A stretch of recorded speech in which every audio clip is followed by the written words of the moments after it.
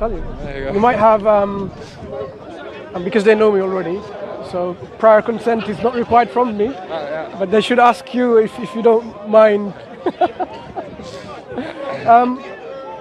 So I've lost my track of thought. I was saying. Discussion. So the discussion that happens, we tend to say to have education. Look. In this day and age, no, come on.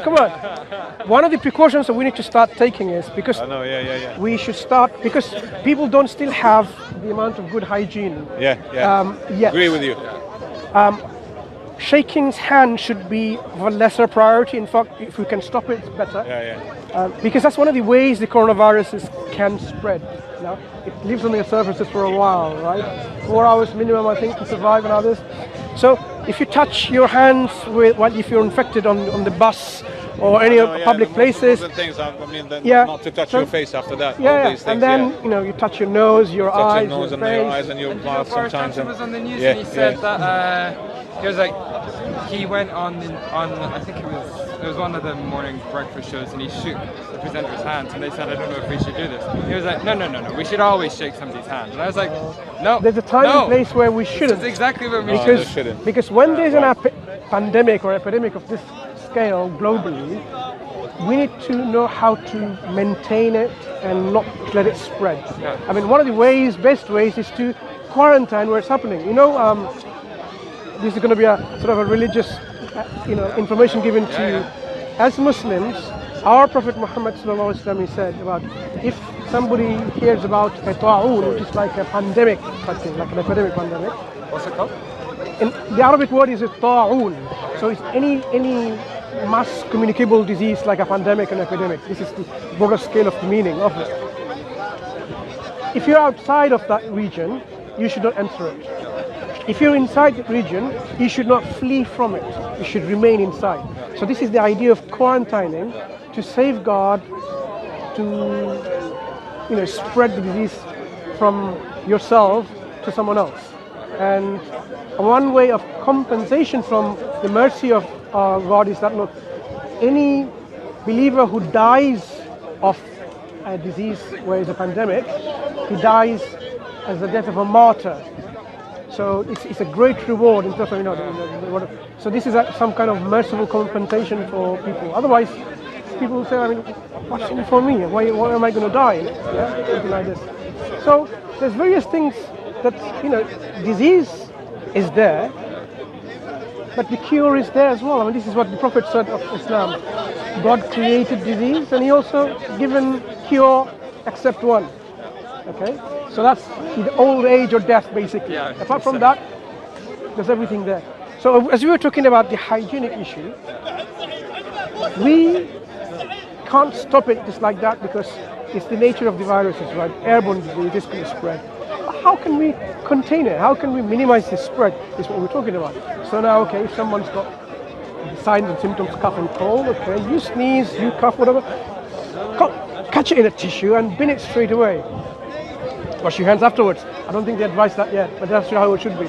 You should wash your hands so you don't have anything on your hands remaining. Do you know, I find that interesting about so many religions, and I don't see why there isn't more, why there is so much dissent about different religions, is because there is a lot of common sense that came out in a lot of religions about common decency, about things like, that's basic, like 101, like stop pandemic spreading and everything, and yes, it's in a religious text, but it's sensible, right? And you'll find the same thing in a lot of religions where it's not necessarily inherently religious, it's just be nice to another person. Like, there's so many things that people could agree on in religions, and yet, well, I'm glad this is hopefully an area for discussion. Because some people have this this negative feeling or attitude towards religious people. The general, it's like a consensus among the educated class, among the scientific community, that the religious people are not really very intelligent enough or educated enough, or somehow they're not really sane people. Because how can you, in the modern century of science and technology, believe in these old myths and so on? But if only they understood why people believe in the first place. Is it firmly rooted in deep-held convictions based on solid foundations? Or is it just some kind of fairy tales? The belief, like we believe in the existence of a creator. I mean, when we discuss with atheists, we are able to demonstrate why this is the most rational position to take. To believe that there is something that is eternally existing for all this existence. Otherwise, you can't explain the mere existence of us being here.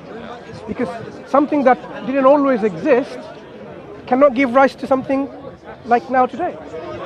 So religious belief system is rooted in sound philosophical notions and concepts, which I think the people who are not religious themselves should realize, look, we need to really understand where it's coming from. And the idea of plurality of religions is not something that, again, that should be misunderstood. We believe there has always been understanding of one creator, originator of this cosmos, and so one religion from this creator, meaning one way of life, how you should govern your life here, what is your purpose of life, where did you come from, where you're going, what's going to happen to you. It's always was the same. But people somehow, because of their whims and desires, they strayed away from this simple original path and they made into different religions, even after the evidence came from them. So we don't believe like plurality of religion is okay, but what we say is we should return back to the same, the very original path to the creator. And I think that's a dangerous. I think it is dangerous when people disregard an entire religion and anybody that follows that and says you must all be dumb, stupid people that don't know what science is or something like that. I think that is dangerous. I think that's dangerous in when any one group of people judges another group of people and thinks they know why they think that or do that or anything like that. Generally speaking, this is absolutely true. In our revelation from God that we believe in, called Quran, Allah advises us that do not, bring down or call down on people, or what's it called? Look down on people. In fact, they may be better than you in various cases. Yeah? And it's just being nice to other people. Yeah. Let them do what they want. We shouldn't do that. There is no difference between black or white, Arab or non-Arab. The only difference between us are the one who's more conscious of God and more pious and more righteous.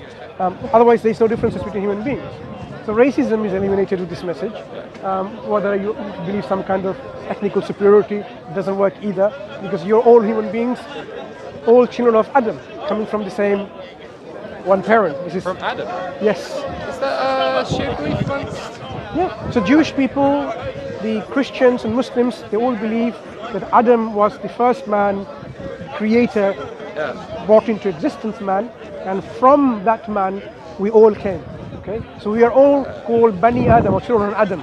So how can, if you think about it, how can someone be racist against you, your brothers and sisters in humanity? Yeah? Wait, wow. Is it the same Adam and Eve story? The concept is on the core similar, but of course there have been divergence of the stories because of the centuries of traditions and interpretations and so on and so forth. So what we say is God in His mercy, when He sends another revelation, confirming the message before, He tells you what the real history was and what wasn't. It tells you, for example, that Christ, Jesus, was a prophet of God and not God or Son of God. So the Quran reminds the Christians, don't exaggerate in religion and say God is 3 in 1 or 3, but God is one. That's what the Messiah Christ taught, that my God and your God is one God, and worship Him and worship Him only, none else. You should worship apart from God. So yes, the Quran corrects the mistakes that has happened throughout history and confirms the truth that is within those previous scriptures too. Hey dude, I'm in the middle of a long run, so I'm Sure. going to have to go. But Nice talking to you. What's your name? it was Cal. Cal, nice talking to you. You look after yourself, and you too. if you want to learn more about Islam, the information is everywhere, right? So we believe in Islam as the the way of life, the religion. Quran is our book that we believe is from God, and Muhammad, Prophet Muhammad, upon him be peace, is the Prophet of God. So if you look up these three topics and learn a bit more, Appreciate you sharing your time. 1 second. Assalamu alaikum. Yeah, Yeah. Enjoy. Walaikum assalam wa rahmatullah. Oh, okay. Okay. Sorry. What I was going to say, Yeah. in this day of age, Yeah. we can suspend handshaking. Yes. Oh, okay. I see Yeah? what you mean. Yeah. Because you don't know who has touched in public transport and caught the virus. Or any public area and transmitting. Okay? Walaikum assalam wa rahmatullah. No shaking hands. No shaking hands now. Okay? No shaking hands. If you sneeze, if you cough, catch it in a tissue, put it in the bin, and if you have hand sanitizer, use your hand sanitizer. Inshallah. It doesn't kill, it's like a flu. No, it's not about killing. We want to contain and minimize the spread. Because there are vulnerable people who are older.